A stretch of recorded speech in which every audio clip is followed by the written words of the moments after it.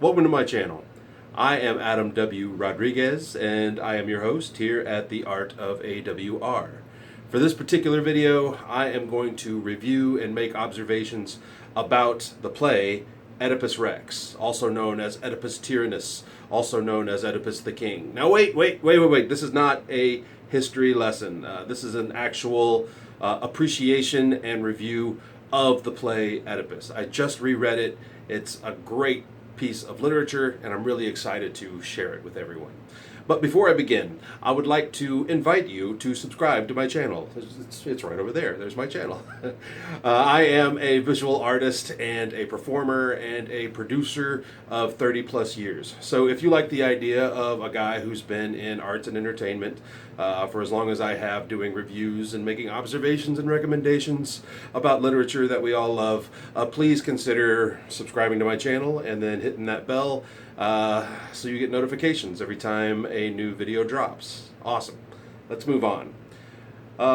Aristotle called Oedipus Rex exemplary in the genre of tragedy.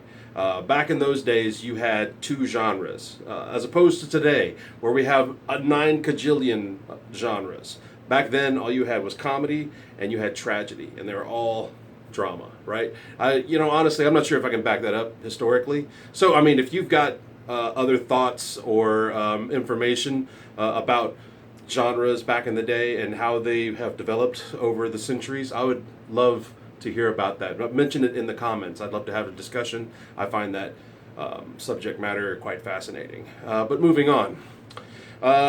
If Sophocles was a waiter in a restaurant that was serving only the most screwed up story concepts, and he'd be like, hello, can I take your order? And I'd be like, I think I'm gonna go for something really risque.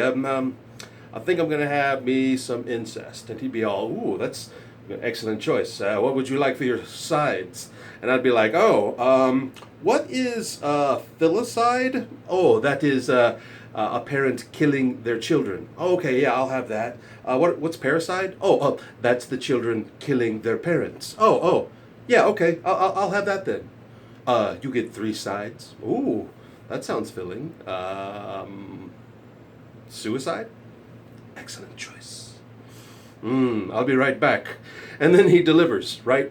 This excellent play, this play that is just so dark and dismal and moving and gory. It's some really, really good stuff. I almost didn't do this video because I just assumed everybody kind of knew about Oedipus. And it's mostly because Oedipus has just touched so much of our culture and just, the way we talk, modern language. Some people have heard of Oedipus through Sigmund Freud, right? The Oedipal complex, a psychological phenomenon. He coined it in The Interpretation of Dreams, which is a book I did read and I will never ever do a review on because I'm totally out of my depth as far as all that subject matter is concerned. I remember him talking about, like, dreams are subconscious puzzles that we're trying to solve, and various forms of dream content and wish fulfillment for the subconscious mind. And mostly my dreams are just me being a seagull flying over a vast and endless ocean with no sign of land anywhere. And my wings are starting to get tired, and I'm starting to drift closer and closer to the surface of the water. And that's when I realize that it's just swarming with great white sharks who are just waiting for me to get close enough to snatch me out of the air with their triangular, serrated, milky white teeth. What wish am I trying to fulfill here, Sigmund Freud? Tell me! Ooh, I blacked out a little bit there. What was I talking about? Oedipus. Right. Tirades like this are inevitable because Oedipus has touched so much in our lives and in our culture. Oedipus has inspired artists from way back in ancient times when you saw him on the vases and the clay pots, to all these intermediate periods where you see these wonderful pieces of art depicting various scenes from Oedipus, even to more modern times now. Let's just talk about the story of Oedipus. So, it begins in Thebes, Oedipus is waiting for his brother-in-law, Creon, to show up. He's gone to the oracle at Delphi to find out exactly why this plague is ravishing the city of Thebes. I'm going to take a quick side note here about the oracle of Delphi. You see it often in Greek theater and in Greek mythology. And I ask anyone who is an appreciator of Greek theater and mythology to show me an example. Please put it in the comments. I'm dying to read about it. An example of where going to the Oracle of Delphi actually ends up being beneficial to the protagonist. It seems like anytime somebody goes to the Oracle, all they do is get some really cryptic information, which they use in the worst possible way, and they almost always end up in worse shape than they ever were before they visited the Oracle at Delphi. But I digress. Back to the story. Creon shows back up, and he informs Oedipus the king that the reason we have this big old plague here in Thebes is because the gods are punishing us because of an unsolved murder. The previous king, Laius, was murdered, and the murderer is here in Thebes. And now, Oedipus Rex is on the case, right? And then it basically turns into what I might consider the very first murder mystery, the very first whodunit in written record. If there is an example of an older piece of literature that is basically a whodunit, please mention it in the comments below. I am dying to read that bad boy. But it is exactly that. It turns into this police detective kind of procedural, right? He follows leads, he talks to witnesses, he even does the good cop, bad cop thing where he makes promises and he makes threats, and then he discovers some really, really awful truth, and that truth leads to horrible events, which leads to even more horrible events. I mean, it just gets really, really gory. It's maybe even the first example of a scene that involves a guy getting murdered due to road rage. It is awesome. Like I remember laughing when I first read it. You know, it's just about the right of way with chariots. You know, it's like, hey man, my chariot, I go first. No, you don't. No. Dead. You know, it's so gruesome. It's so great. All right, let's talk about the violence. This is totally relevant. It's a bit of a tirade, but it's totally relevant. I'm kind of making this thing sound like it kind of evolves into the Chainsaw Massacre, which it does not. Greek theater has this trope that's sort of the opposite of show, don't tell. In fact, it's more like tell, don't show, right? In Greek theater, you never get to see the actual violence that happens on stage. It always happens off stage. And then a messenger shows up, or the perpetrator of said violence shows up, and then they just do a monologue about what just transpired. I remember being a younger guy thinking that this was kind of lame. You know, I'm like, I want to see that. I want to see a guy gouge out his eyes on stage. And I'm like, well, now that I'm a little older, I really appreciate reading a nice monologue done in some sweet old poetry that talks about a guy ripping his eyeballs out and why he deserves it and how the blood gushes all crimson. I mean, it's super, super great. If I were to give a negative take on the Oedipus story, the play of Oedipus, it would be that if you're not into reading old prose, you know, if you don't enjoy reading Shakespeare, you probably won't enjoy reading Oedipus. It's got a lot of that same very thick, kind of archaic language, and the way that the language is used. It's just kind of heavy poetry. But if you like that kind of stuff, you're really going to like Oedipus. And sometimes it just depends on the translation, right? Like I've got this one I read came from the Norton Anthology of World Literature. I like to just go out and buy old textbooks of literature because they just have so much really good information. And they also have excerpts of stuff that I would have never read before.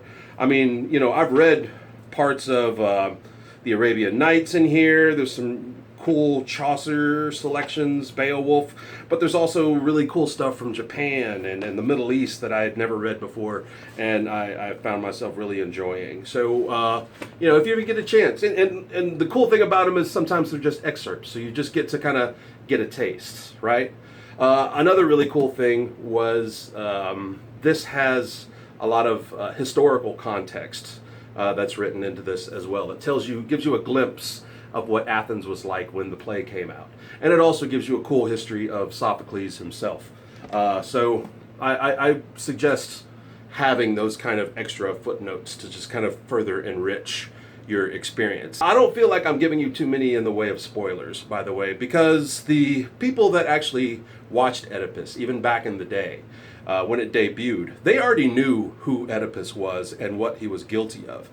They say that this play is one of the first examples of dramatic irony, in that the audience has every idea of what's about to transpire. They know that Oedipus killed his father and married his mother. They just are now learning the how and why of it all. And a lot of it revolves around going to the oracle at Delphi. Oh my God, that oracle, that pesky oracle. That's part of what makes it kind of funny, you know what I mean? You know, besides the road rage, you know, just some of the just dramatic irony of it all. Him just saying crazy stuff that we're like going, oh, I see what you did there. That's good. All right. Awesome. So also, one of the things that Greek tragedy and Greek theater does, this pertains somewhat to Oedipus, but it might be a bit of a tangent, is that they used masks, big, cool, theatrical masks. When you would watch these plays, they looked very ritualistic and extra dark, you know, because of it, right? Most of the modern adaptations that you might watch these days at a local theater probably won't use mask work that often. I think sometimes people think it sort of alienates the audience when you hold the history of the literature more sacred than the accessibility to the audience watching it, and I totally understand that.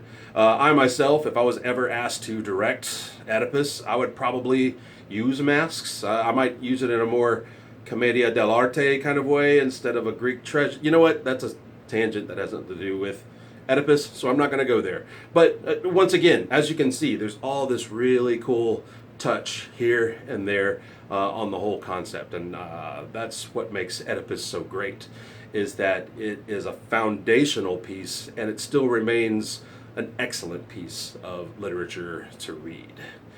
I'm going to make one small tangent and then I'm going to sum everything up here at the end. And that is, speaking of theater and speaking of plagues, COVID really smashed most local theaters really hard. During lockdown, there were so many theaters that had to close their doors permanently. Audiences are shrinking a little bit because people are still a little wary about gathering in mass. And some actors aren't even really auditioning as often because they're worried about catching COVID or giving the rest of the cast COVID. So what I'm saying is, guys, go out and watch some local theater. If you do it already, that's great. If you just want to do it casually every once in a while, just do it more. The really great thing about watching local theater is that you get so many types of art just stacked on top of each other as part of the experience of such productions. You get your music design, you get your set design, you get your painting design, you get you get so much. Plus you also get these interpretations of characters that you've come to love over the years. So go and watch local theater. I'm not just talking about these $200, $300 tickets. I'm talking about $50 tickets. I'm talking about $25 tickets. I'm talking about community plays. Go and take part in this because it's just good culture. It's the kind of thing that will endure and has endured for centuries, even with the kind of give and take of audience interests, because people love it and there will always be theater. Because it's endured for so long. It's such an old and enduring art form. I personally have a lot of love for it, and that's part of the reason why I'm an actor. So there's that announcement. So, in review, Oedipus the King.